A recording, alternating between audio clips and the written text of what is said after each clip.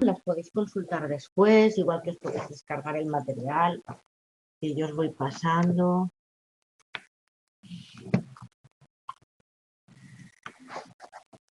Sí, sí que se grabó, pero igual no se ha subido bien. Ya lo miro, no os preocupéis, ¿vale? De todas formas, fue una clase un poco introductoria, no entramos todavía en materia, no os preocupéis de nada de eso, ¿vale? Porque no entramos, ya os digo, en materia. Vamos a ver. Pa, pa, pa. ¿Dónde estás? Que no te veo.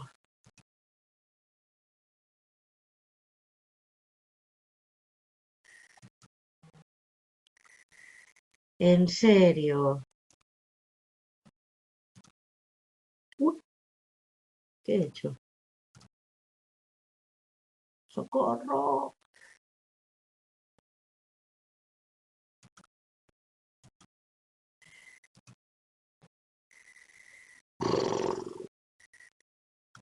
Perdón.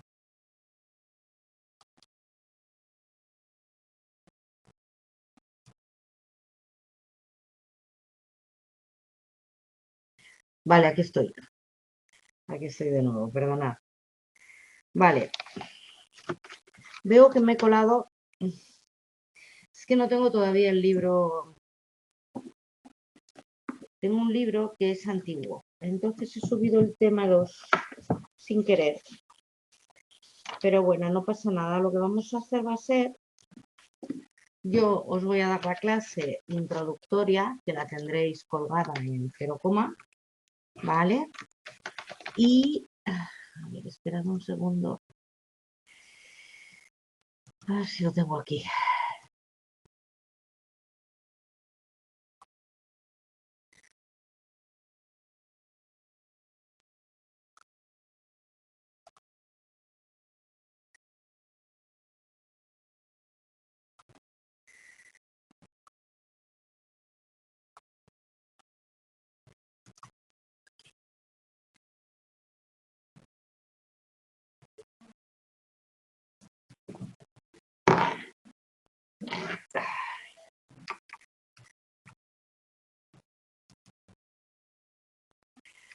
Ah,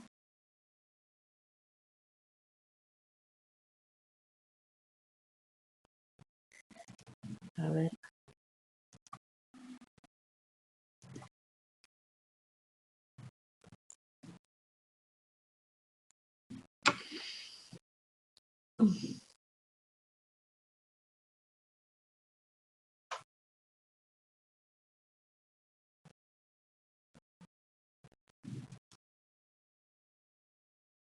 Vale, aquí está. Venga, pues vamos a ello.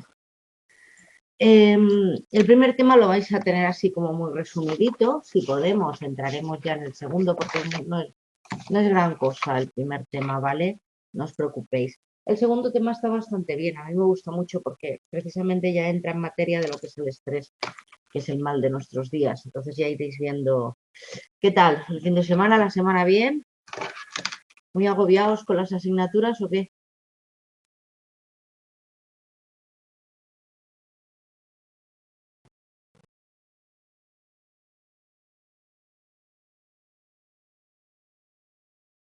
¿Cómo lleváis? ¿Cómo encaráis el segundo cuatrimestre?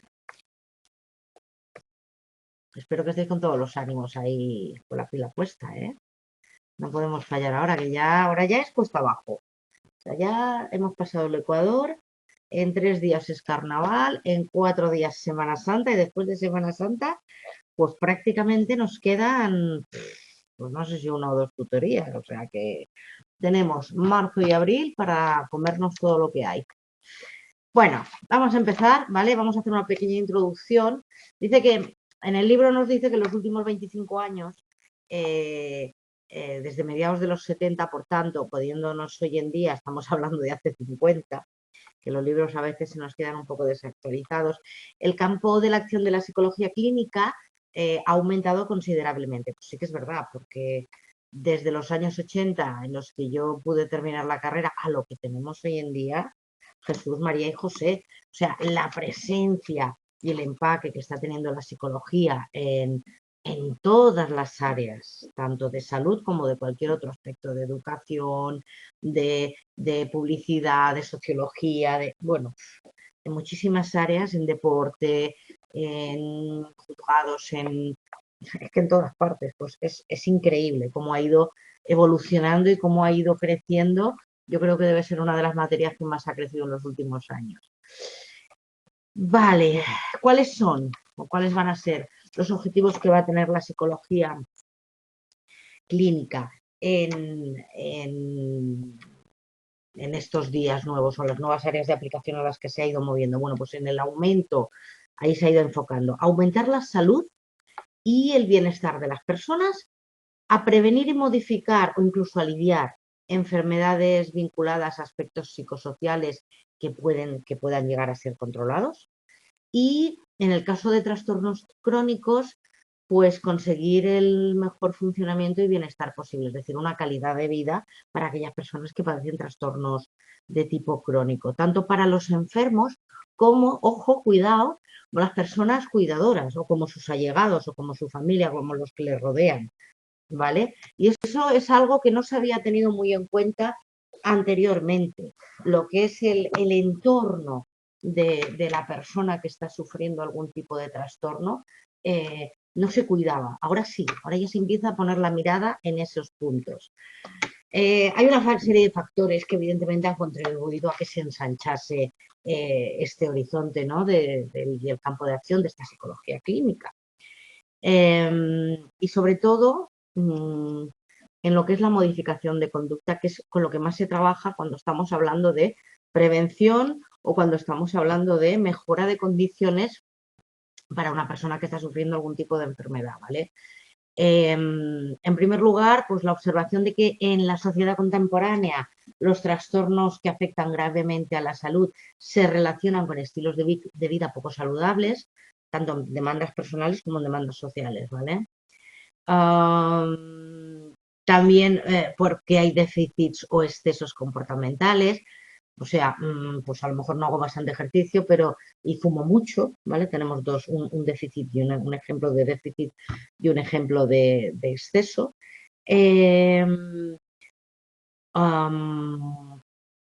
Pues estas alteraciones de salud, pues tipo trastornos cardiovasculares, respiratorios, gastrointestinales, incluso el cáncer. He encontrado casos de personas, de mujeres, por ejemplo, que han sufrido episodios muy graves de violencia de género y cuando ya todo pasa, todo termina, desarrollan cáncer, bien de ovarios, bien linfático o bien de mama. Es curiosísimo. No sé si hay estudios terminados, sé que estaban en marcha de relación de este tipo, de estas tipos de secuelas después de haber sufrido violencia de género grave, pero seguramente alguien lo estará estudiando. También se ha observado que algunas de las enfermedades infecciosas más graves, pensad que nos está hablando que desde los años 70, entonces en los 80 debutó en la sociedad una enfermedad gravísima que era el SIDA. El SIDA se transmitía mediante relaciones sexuales, como ya sabéis, o mediante compartiendo jeringuillas. ¿Qué pasó entonces? Pues que en un principio no tenía cura. Entonces causó aquello una alarma social que de verdad que alcanzó las proporciones de pandemia. O sea, era catastrófico el panorama que se nos pintaba. Por suerte se invirtió mucho esfuerzo, tiempo y medios en estudiar y bueno, ahora lo que se trata, la enfermedad sí es cierto que es incurable, pero porque es un síndrome de inmunodeficiencia adquirida, pero sí que se consigue una mayor calidad de vida para las personas que lo sufren gracias a los tratamientos con los que se estuvo experimentando por allá por los 80 y los 90. Pues hoy en día el SIDA, oye, prácticamente nadie habla de SIDA. En su momento se conjugaban estadísticas brutales, ¿vale?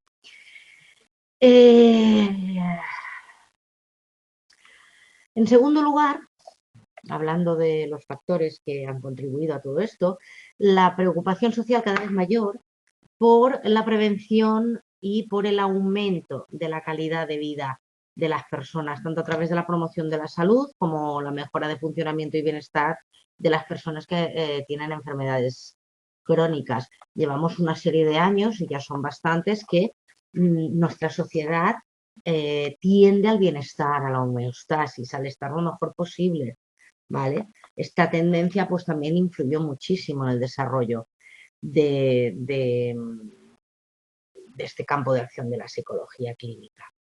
Luego la competencia ampliamente demostrada por psicólogos clínicos en el uso de técnicas de modificación de conducta. Las técnicas de modificación de conducta, una vez se establecieron, depuraron y prepararon específicamente para la conducta humana, para modificar la conducta humana, la verdad es que fue un bombazo. ¿Por qué? Porque a los tratamientos antiguos psicoanalíticos que te duraban toda una vida, de repente teníamos tratamientos relativamente cortos que incidían en el problema y que además funcionaban. Entonces, claro, aquello fue una revelación, ¿vale? Este uso de modificación de técnicas este uso de técnicas de modificación de conducta se utilizaron para intervenir sobre estilos de vida y circunstancias ambientales y así se favorecía los estilos de vida más saludables y se iban modificando los perjudiciales. A pesar de nada, perdón, el peso específico de estas nuevas aplicaciones de psicología en el área de la salud ha supuesto el desarrollo de la especialidad de medicina comportamental y de una subespecie de la misma que es la salud comportamental. Los objetivos de la salud, de la medicina comportamental, los definieron en una reunión en Yale en el año 77 y en la del Instituto de Medicina Nacional de las Ciencias del año 78. Y podemos definir medicina comportamental como el campo interdisciplinar que se ocupa del desarrollo e integración del conocimiento y las técnicas propias de las ciencias comportamental y biomédica, que están relacionados con la salud y la enfermedad y de su aplicación a la prevención, diagnóstico, tratamiento y rehabilitación. O sea, ahí tenemos un cuadro muy completito. Según Matarazzo, la medicina comportamental no acentúa lo suficiente la importancia del mantenimiento de la salud y de la prevención de la enfermedad, para lo que se hace necesaria lo que es la salud comportamental, el otro aspecto, la ¿cómo era? Especialidad, la subespecialidad. En cuanto a salud comportamental, ¿cómo nos la definen? Bueno, pues nos la definen como campo interdisciplinar dedicado a promocionar una filosofía de la salud que acentúe la responsabilidad del individuo en la aplicación del conocimiento y las técnicas de las ciencias comportamental y biomédica para el mantenimiento de la salud y la prevención de enfermedades y la disfunción mediante una variedad de actividades autoiniciadas o compartidas. Aquí estaríamos hablando un poco más de pedagogía, si queréis llamarlo así. Así, la salud comportamental se va a ocupar más específicamente de la salud y de la prevención de la enfermedad, mientras que la medicina comportamental contempla el tratamiento de las enfermedades ya consolidadas y la mejora de la calidad de vida tanto de los enfermos, como os decía antes, como de las personas que están allegadas. A ver. No sé si lo veis bien, pero bueno, de todas formas os lo podéis descargar, ¿vale? No os preocupéis por eso.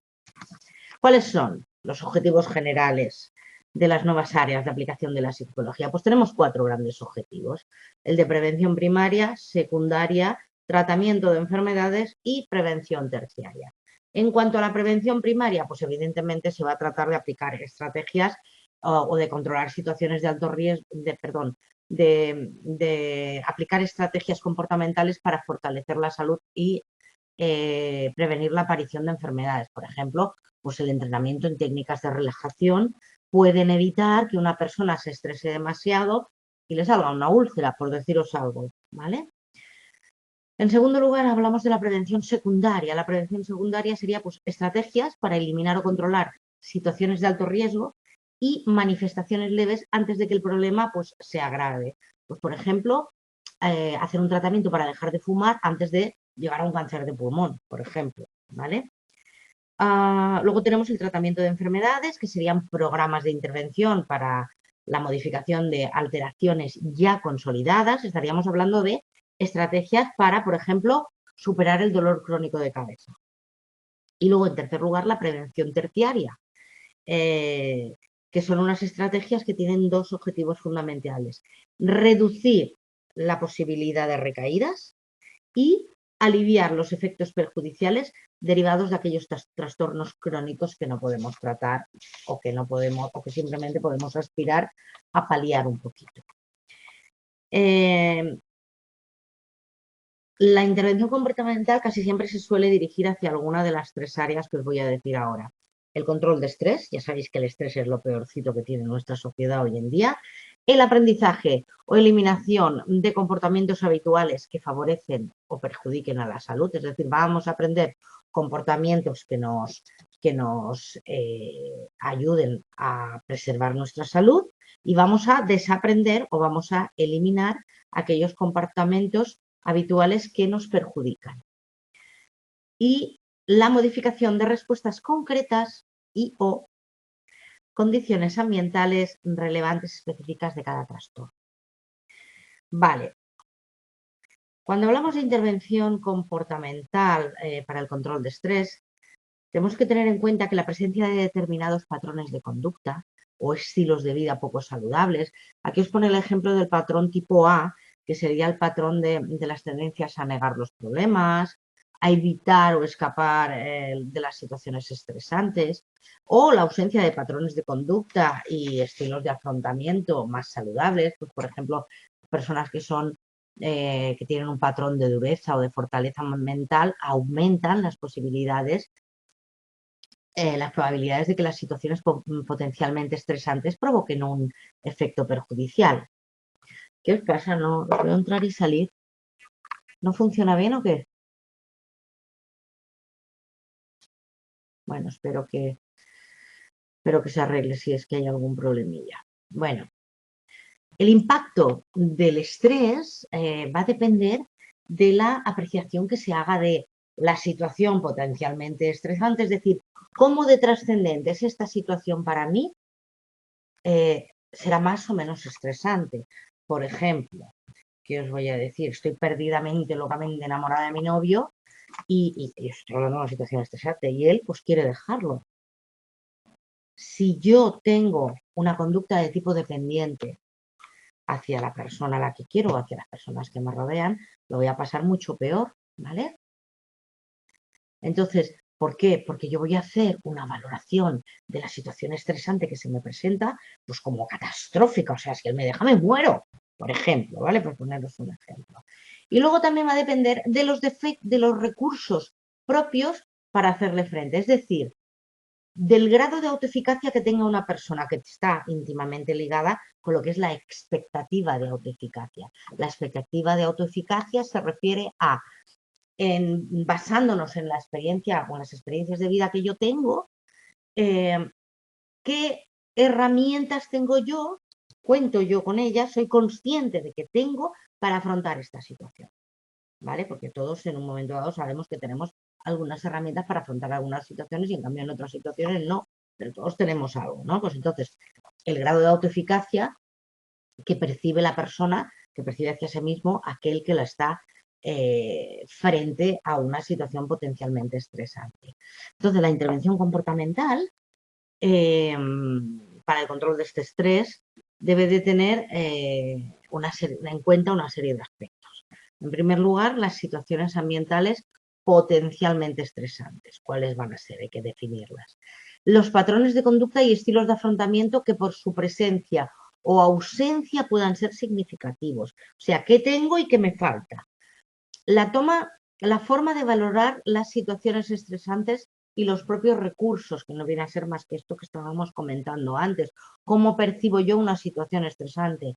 Es lógico que si yo, por ejemplo, estoy muy cansada, estoy muy desgastada, no duermo bien o no duermo lo suficiente, cualquier problemita se me hará enorme. Si partimos de una persona que lleva una vida equilibrada, que come bien, que tiene sus horas de descanso, que hace su deporte, probablemente esté en mucho mejor condición psicológica para afrontar una situación estresante de estas cotidianas del día a día o incluso más grave.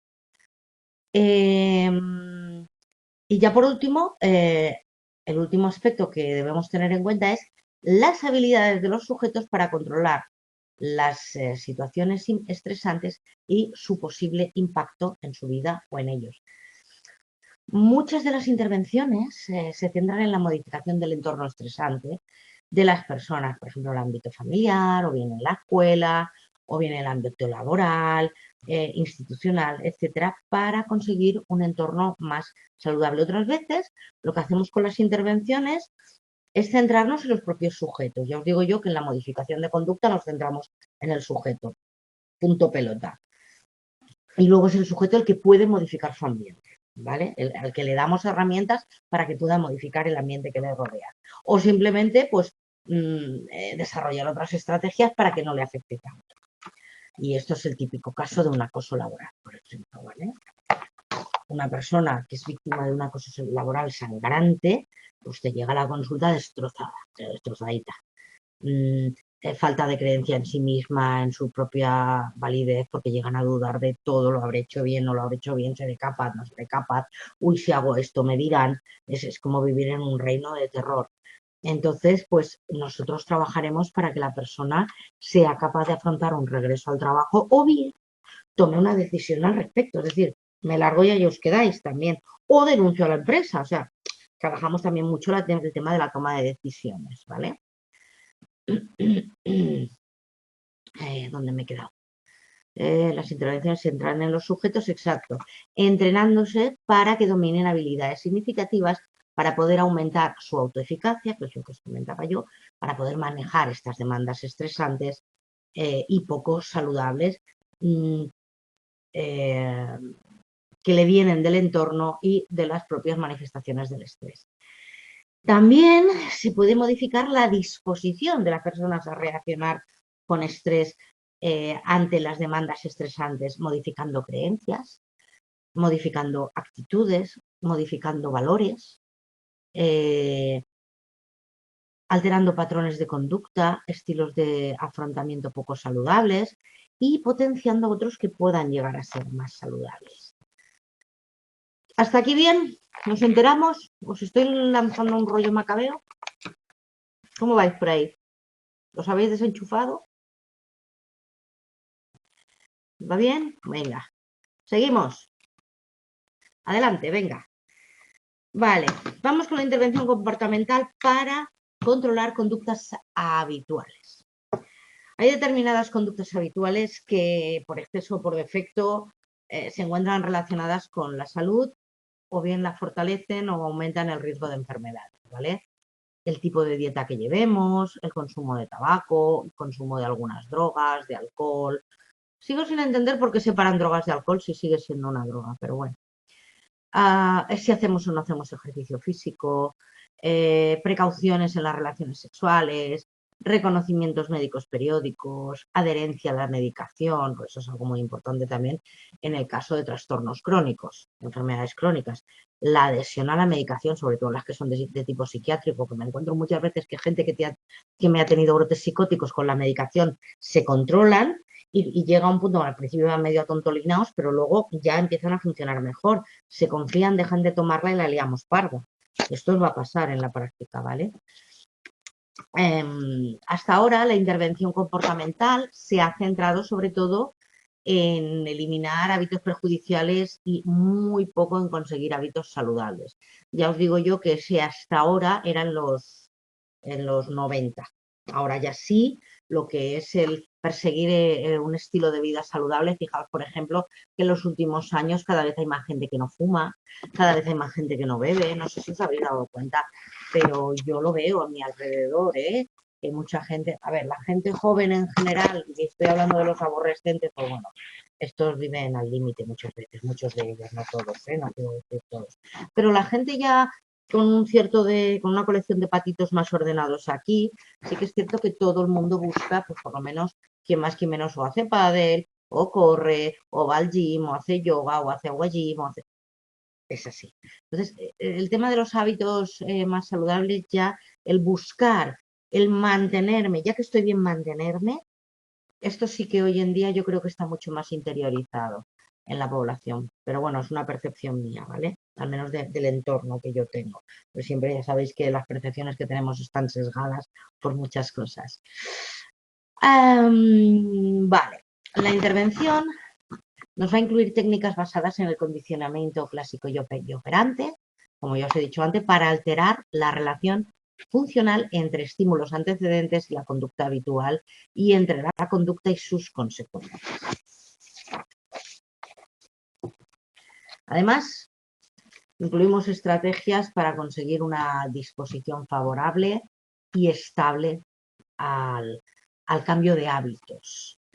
El tema de las creencias, la modificación de creencias, el tema de ¿cómo se llama esta técnica? Ahora no me sale. Ay. Bueno, luego cuando me salga os lo digo. No, ahora no me sale la palabra, pero cuando me salga os lo digo. Modificación. Da igual, seguimos, que si no nos atascamos. Vale. En el proceso de modificar hábitos, existen momentos críticos como eliminar por completo el consumo de tabaco o cuando surgen problemas. La gente suele acudir a los vicios, por decirlo de alguna manera, a los hábitos poco saludables, a comer. Por ejemplo, cuánta gente cuando se pone nerviosa, pues se pone a picotear como loca. Hay otra gente, sobre todo ellos, que se les da el hambre, pero no. En general la gente cuando se estresa les da por picotear o por volver a fumar o llamadle X, ¿vale? Se deben de prevenir estas posibles recaídas anticipando cuáles pueden ser las situaciones de riesgo, es decir, yo no sé cuál va a ser la situación que a ti te va a provocar estrés en concreto, pero sí que vamos a hacer algún tipo de ejercicio o algún tipo de entrenamiento para que cuando estés en una situación de estrés consigas que tu cuerpo baje esa activación que provoca el estrés, ya sea con técnicas de relajación, ya sea con técnicas de respiración, ya sea con técnica de cambiar las atribuciones. Todos estos tipos de técnicas nos pueden ayudar para prevenir las recaídas. Otro elemento importante es fortalecer la percepción de autoeficiencia de los sujetos. Se usan estrategias para establecer objetivos realistas. Ojo, objetivos realistas, ¿vale? Cuando empezamos a hacer terapia con alguien, lo primero que hay que ponerle son tareas tan fáciles que no solo las haga, sino que las haga más veces o con más intensidad. Quiero decir, por ejemplo, si yo a alguien le digo, mira, esta semana, hasta que yo vuelva a verte, mínimo, pero me conformo con eso, 2 días vas a salir a caminar con tus perritos por el campo por lo menos 1 hora. Y a la vuelta, los últimos 5 minutos lo vas a hacer a toda marcha, para que el corazón te haga un poquito de cardio. Pero 2 días, nada más. Incluso algunos, según como lo veo, digo, pero no me hagas más de 2. Y te vienen y dicen, he hecho 3. Pero esto será al principio, no os engañéis. El mantenimiento de estos hábitos luego cuesta un poquitín más, ¿vale? Hay que establecer un objetivo final,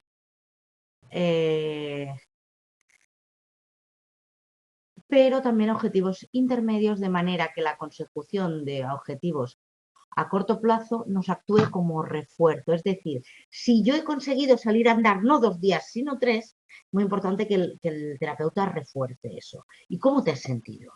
Y cuando te has sentido así, ¿qué te ha pasado por la cabeza? Entonces hacer como una especie de mantra, por decirlo de alguna manera, de, ostras, qué bien me siento, qué bien he dormido. Pues trae a tu memoria. Quiero que cierres los ojos y traigas a tu memoria la sensación física y mental que te vino. Bueno, pues esto grábalo ahora en tu memoria. Y cuando te sientas flojear, la traes. Ay, pero tengo que hacer ejercicio. Ay, pero me da pereza. Ay, pero qué bien me sentí después. ¿Vale? Hay que darles todas las herramientas que podamos. Porque es verdad que la gente tiende a la ley del mínimo esfuerzo. Muchas personas, hay otras que no, hay muchas personas que ya os digo yo, que van a lo mínimo. Vale, vamos con la intervención comportamental en alteraciones biopsicosociales. Vale, alteraciones biopsicosociales van a ser aquellas en cuyos procesos de adquisición, desarrollo, intensidad, mantenimiento, alivio, eliminación o reaparición interviene el comportamiento de las personas. Cómo me comporto puede llevar todo esto.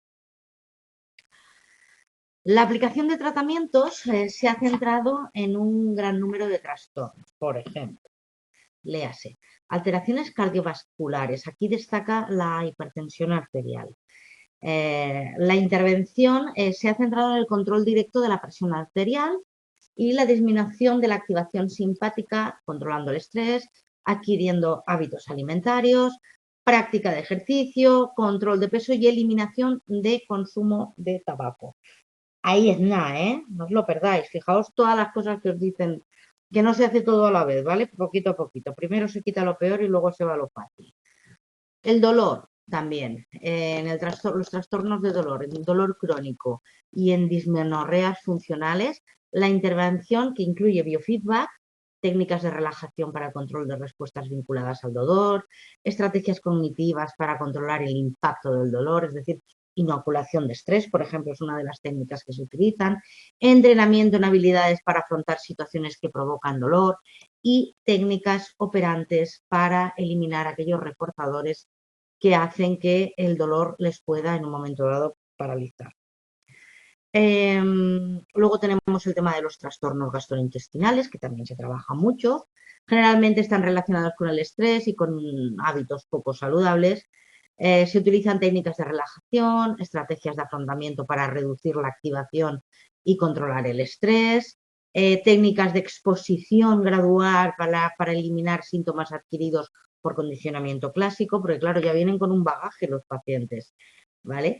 Y tenemos que desenseñarles para luego enseñarles. Tenemos técnicas operantes para eliminar reforzadores, biofeedbacks para modificar respuestas psicofisiológicas específicas del problema y para disminuir la activación psicofisiológica. Hoy en día, cuando esto se escribió no, pero hoy en día se utiliza mucho el tema de los relojes inteligentes. Los relojes estos que tienes tú, pues conectados al móvil o que en sí ya son un móvil, pues por ejemplo te puede dar un buen biofeedback de cómo se te está alterando el pulso, cómo te está subiendo la tensión. Si el paciente lo ve, si tiene este feedback físico, visto en su momento, pip, pip, me pita, entonces ya puede poner en práctica las estrategias pues, de respiración, de, me estoy pasando, a ver, baja, respira, qué es lo que te está pasando, ¿vale? La verdad es que estos relojes son un grandísimo invento de cara a temas así en psicología, funcionan súper bien. Vale, el tema del asma bronquial también, sobre todo respecto a la aparición de episodios asmáticos. Se usan estrategias de control de estrés a través de diferentes vías. Tenemos técnicas psicofisiológicas para influir sobre el calibre bronquial, para propiciar la adherencia a la medicación, modificar excesos y déficits conductuales relacionados con el trastorno. Pensad que las medicaciones para trastornos de este tipo y trastornos crónicos, la gente se cansa de tomarlas y algunas tienen efectos adversos. Por ejemplo, todo lo que son vasodilatadores o antihistamínicos, sabéis que dan sueño, que dejan a la gente un poco zombie. A la gente no le gusta tomarlos y es súper importante que tengan una adhesión buena al tratamiento farmacológico, porque eso también evita muchas crisis, ¿vale? Otro campo en el que se trabaja mucho, en el insomnio. El objetivo es restablecer el patrón de sueño normal y se utilizan técnicas para el control del estímulo, la restricción del tiempo de sueño, la relajación, biofeedback a través de estos relojes que te dicen cuántas horas has dormido, cuántas horas de sueño profundo, cuántas horas de REM, cuántas horas de etcétera. La intención paradójica o técnicas cognitivas para alterar creencias y actitudes significativas, ¿verdad? Me voy a ir a la cama y no voy a dormir.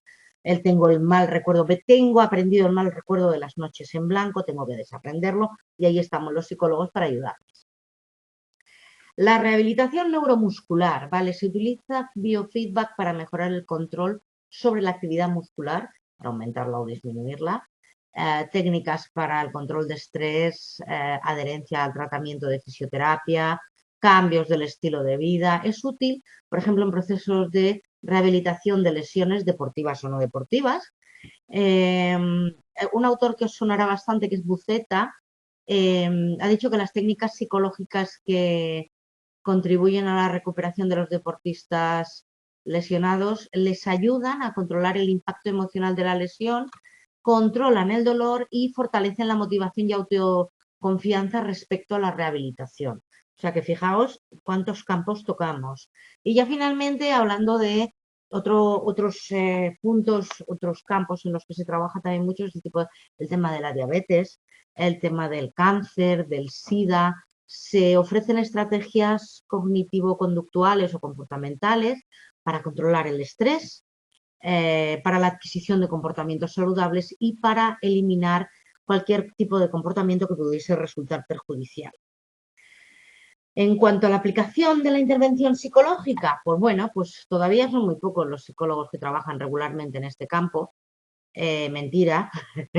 Esto es lo que os dice el libro, ¿eh? Esto me lo he copiado del libro, pero es mentira. Hay mucha gente, por suerte. Pero cada vez hay más profesionales de la salud que buscan adquirir conocimientos en este campo. A ver, aquí nos enfrentamos a un problema y esto es off the record, que es el intrusismo, ¿vale?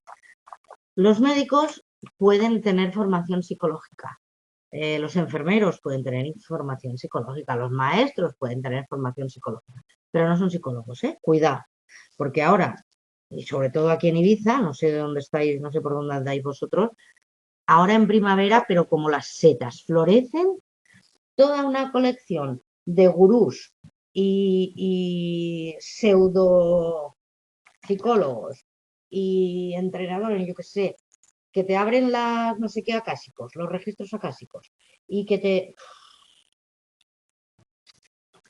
No os dejéis engañar, esto está todo muy perseguido y siempre, ya os dije el primer día de clase, por Dios, seriedad. En la medida que nosotros seamos profesionales serios y concienciados, se nos tendrá en cuenta. Si no, hay muchos aprendices de brujo que dicen ser psicólogos. Si no, dejad esto y poneros a leer las bolas de cristal y ya está. Pero si queréis ser profesionales serios, por favor, seriedad. No os estoy riñendo, ¿eh? Pero es que me da mucha rabia cuando veo según qué panfletos anunciando y tú dices, pero criatura, ¿tú de dónde te has caído? A ver. Vale, os decía que, bueno, el trabajo de los psicólogos y el trabajo de otros profesionales de la salud, trabajo psicológico de otros profesionales de la salud, son diferentes y complementarios, que era lo que yo quería explicaros. Los cursos que imparten psicólogos deberían tener en cuenta una serie de apartados, por ejemplo, señalar la importancia de diferenciar una intervención psicológica de psicólogo de la intervención psicológica de otros profesionales, acentuar la trascendencia de ambos tipos de intervención, así como su interactuación, explicar sin profundizar en qué consiste la intervención del psicólogo dentro de cada contexto concreto y centrarse en los conceptos y estrategias psicológicas que puedan incorporar otros profesionales de la salud a su cometido cotidiano. Es decir, si os toca dar cursos a profesionales de la salud, tenéis que ser muy específicos. Tenéis que enseñarles 4 o 5 técnicas que les sirvan a ellos. Poca teoría y mucha práctica, que es lo que queremos todos llegados a cierto punto. Ya os cansaréis de hacer cursos teóricos, llegar a un punto en el que lo único que querréis es que os enseñen cosas de tipo práctico. En cuanto a la aplicación de la intervención, perdón, me he perdido, es que me enrollo yo sola, chicos. Vale, sí, ya. En cuanto a la intervención psicológica de los profesionales de la salud no psicólogos, pues en líneas generales se puede influir en el funcionamiento psicológico de los pacientes para propiciar un comportamiento saludable a través de 3 líneas de actuación que son fundamentales. Una, controlando los estímulos antecedentes y consecuentes, tanto externos como internos, que provocan esas conductas no deseadas. 2, propiciando una adecuada disposición psicológica de los pacientes, que puede ser más flexible o puede ser más rígida. Y 3, entrenando a los pacientes para que dominen habilidades que les permitan autocontrolar su propio comportamiento. Los médicos, en general, no tienen tiempo de hacer todo esto. Entonces, por eso ahí la importancia de nuestro trabajo. Los profesionales de la salud que no son psicólogos se encargarán de controlar los estímulos antecedentes y consecuentes externos, de controlar la influencia en la disposición psicológica más flexible. Para llevar a cabo estas funciones tendrán que adquirir los conocimientos necesarios, para lo cual deberán ser entrenados por psicólogos. Si no, no nos vale. Tenemos que estar abiertos siempre a colaborar, ¿vale? Con cualquier profesional de la medicina que pueda necesitar de nosotros, porque yo creo que son colaboraciones muy fructíferas. Estrategias para controlar estímulos externos. Bueno, pues es importante que los profesionales de la salud comprendan el análisis funcional de la conducta, porque así podrán conocer mucho mejor las conductas problema y sus posibles determinantes, y a partir de ahí poder preparar estrategias más eficaces. También deben de conocer los principios básicos del aprendizaje, es decir, aprender a utilizar estrategias operantes como el control del estímulo, el uso de conductas incompatibles, el reforzamiento, por ejemplo, para dejar de fumar, pues poner a la persona a hacer puntos, por deciros algo, como tiene las manos ocupadas, no las puede ocupar fumando, a eso se refiere. El reforzamiento social y material, la extinción y el castigo positivo y el negativo. Y también es importante que conozcan qué es el estrés psicosocial y que aprendan a identificar situaciones o estímulos potencialmente estresantes para eliminarlos, o bien para aliviarlos, o presentarlos de una manera progresiva para que el paciente se vaya acostumbrando a ellos. En cuanto a las estrategias para influir en la disposición psicológica más flexible, bueno, pues van a tener que adquirir conocimientos que les permitan comprender cuál es la disposición de cada uno de los pacientes que tienen delante, porque habrá unos que sí sean más flexibles, pero habrá otros que sean más rígidos en la mesa. Tienen que aprender a desarrollar buena relación con los pacientes. Empatía, confianza, colaboración recíproca, asertividad controlada. Hay muchos médicos, la minoría, pero bueno, no son, quiero decir, no son la mayoría, pero vamos, te ven, usted qué le pasa, tenga usted 2 pastillas y se acabó. En cambio, hay otros médicos que sí están uniéndose a esta vía de atención. Lo que ocurre que, por ejemplo, en la sanidad pública, pues muchachos que tienen el tiempo que tienen, que también es verdad. Tienen que aprender a transmitir información a los pacientes con 2 objetivos. Primera, reducir la incertidumbre del paciente, y eso nosotros también tenemos que hacerlo. Información es tranquilidad. Saber a qué atenerme, saber lo que va a ocurrir, a mí me da seguridad, ¿verdad? Pues a los pacientes más. Y fortalecer su percepción de control sobre la enfermedad y el proceso de curación de la misma. Tenemos que comprender también la trascendencia de las expectativas de éxito y de fracaso controlados, y de las atribuciones de los pacientes. Desarrollaremos expectativas optimistas, realistas, cuidado, aprovechando las experiencias de éxito y de fracaso y propiciando atribuciones que fortalezcan en el paciente la percepción de control, de que yo puedo. Y una técnica interesante es el establecimiento de objetivos centrados en la propia conducta del paciente, o bien objetivos de realización, en vez de objetivos de resultados centrados en las consecuencias de la conducta. Es decir, he conseguido ir a andar, he conseguido ir a la piscina y me he sentido muy bien, ¿vale? No, si dejo de ir a la piscina me voy a encontrar fatal, a eso se refiere. Hay que procurar incrementar la motivación inicial de los pacientes y conseguir una motivación alta y estable durante el tratamiento. Eso es importantísimo. Mantener la motivación muy alta es una de las tareas más arduas con las que os vais a enfrentar. Podemos utilizar modelos significativos, mejorar la relación entre costes y beneficios, implicar en el paciente en la toma de decisiones, para estos dos últimos objetivos vamos a tener que usar matrices decisionales, que ya las aprenderéis, no os preocupéis. Aquí hay se da mucha importancia en reducir la ansiedad de los pacientes en determinados momentos y se pueden usar estrategias como periodos de prueba o intención paradójica, ¿vale? Quiero decir, yo no sé vosotros si cuando erais pequeños, por ejemplo, teníais que hacer una prueba para saltar una altura o hacer algo y decíais, nosotros decíamos prueba china, significaba que si fallaba no valía, ¿vale? Era como, yo sé, por ejemplo, saltando a la goma, siempre decíamos, cuando eran las alturas más hacia arriba, siempre decíamos prueba china, porque hacías una primera toma de contacto y si fallabas, pues mala suerte. Bueno, pues esto es lo mismo, ¿vale? Los periodos de prueba. Vamos a hacer una prueba, venga, que no pasa nada. Entonces lo que vamos a hacer va a ser, si el paciente ha fallado, pues no le vamos a dar importancia porque estábamos de prueba. Vamos a utilizar ese periodo de prueba para analizar qué es lo que nos ha fallado y qué es lo que nos hace falta, ¿vale? Ya por último, nuestra intervención psicológica, la del psicólogo. Bueno, pues la nuestra va a ser entrenar y asesorar a los profesionales de la salud que están en contacto directo con los pacientes y, en algunos casos, trabajar conjuntamente con ellos para controlar los estímulos externos e influir en la disposición psicológica del paciente para que ésta sea más flexible. En algunas ocasiones serán ellos mismos los que tengan que aplicar directamente técnicas operantes u otras para controlar estímulos externos o incluso aplicar estrategias basadas en el condicionamiento clásico para intentar alterar la relación entre estímulos, antecedentes y respuestas.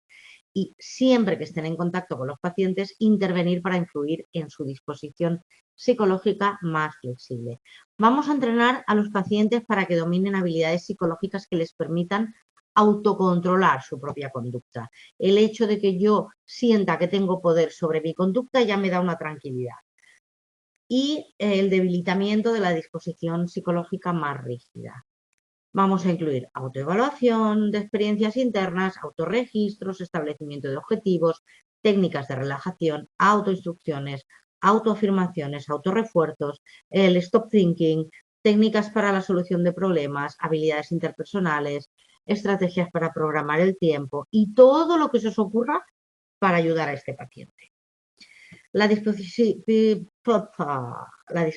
psicológica más rígida tiene que ver con creencias y actitudes irracionales o desproporcionadas. Entonces vamos a tener que desmontar esas creencias tan disfuncionales, sustituyendo este estilo de funcionamiento tan rígido por otro más flexible. Entonces aquí sí que se va a necesitar a un psicólogo especializado en terapias cognitivas. Haremos evaluación psicológica del paciente, aunque con la colaboración de otros profesionales y de los propios pacientes, dándoles hojas de autoobservación y autorregistro o autoinformes. Y cuando la intervención requiera la actuación de distintos profesionales o la aplicación de diferentes técnicas, los psicólogos tienen que ser los que tengan la visión de conjunto y que controlen el proceso de tratamiento en su totalidad. Porque aquí los expertos en técnicas somos nosotros. Los psicólogos que trabajan en este ámbito tienen que acostumbrarse a trabajar con otros profesionales de la salud, aceptando en muchos casos la jerarquía, que eso es que nos cuesta, pero bueno, no pasa nada, nosotros estamos para ayudar a los pacientes. Los médicos también, pero a los médicos les gusta ponerse medallas, ¿vale? Y si entramos en un equipo interdisciplinar, pues chicos, hay jerarquías, ¿qué le vamos a hacer? Estamos muy acostumbrados a ir por libre nosotros los psicólogos, ¿verdad? Por gente, nos hemos comido el tema 1. ¿Cómo lo veis? La semana que viene iremos a por el 2. Ya entraremos en estrés, rendimiento y salud, rendimiento y estrés. Os he colgado listados de estresores vitales. Os he colgado, a ver, dejadme ver. La escala simple de acontecimientos estresantes, el cuestionario de sucesos vitales, el CITES-R, todo esto son medidas de elementos de medida para ver el peso específico que pueden tener algunos acontecimientos de la vida que tienen un poder estresante, ¿vale? Algunos vienen numerados por orden o por peso específico, otros vienen, hacemos el resultado de la suma de cada uno de ellos, os lo podéis aplicar vosotros mismos para saber cuánto de estresados vais, ¿vale? Echarle un ojo y ya me contáis la semana que viene cómo andan vuestros niveles de estrés, ¿vale? Pues nada, por mi parte, muchachos, nada más. ¿Os parece que nos veamos la semana que viene o tenéis alguna pregunta antes? ¿El qué? ¿Esto dónde está? Aquí. En... Ay, espera. Lo tenéis aquí en el listado de documentos que yo os cuelgo.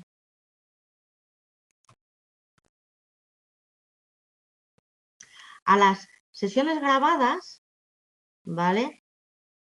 Se le añaden documentos. Ahí lo encontraréis, ¿vale?